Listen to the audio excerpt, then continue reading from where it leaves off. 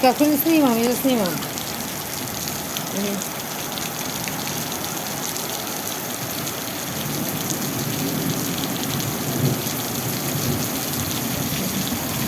Neće Bog da skine krovove ovde, ali da će biti poplave, vidjet ćemo.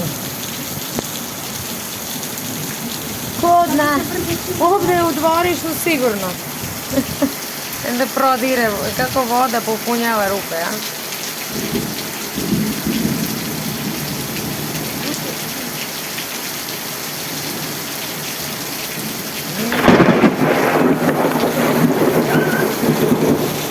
Ohaj! Kako je besan Bog! Silnom jarom kaže da ljutim. Kaže, ljutite me, izazivate me na silnu srdžbu.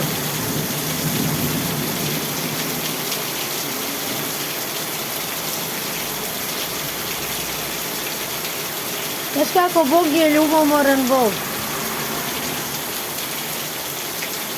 I kažnjava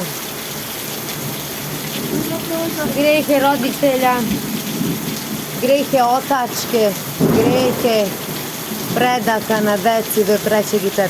kolena. Jer je ljubomoran na tebe što seješ u Porfirijeva učenja. Porfirije i onaj Gojko, što su ga tako morali da ga pošalju kao Pavla, da bi mnoge zaveo, prevario, upropastio.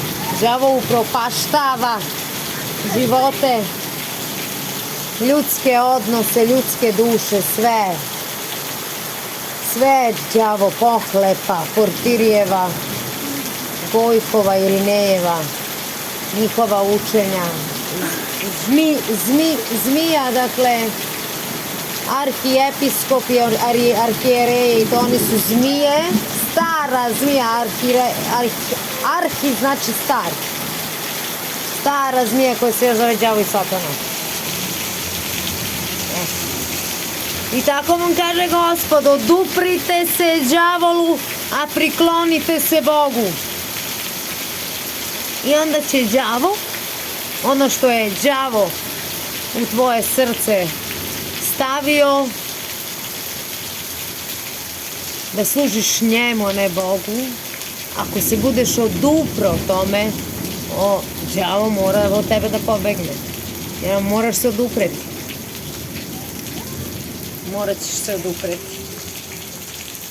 Oduprite se đavolu, a priklonite se Bogu.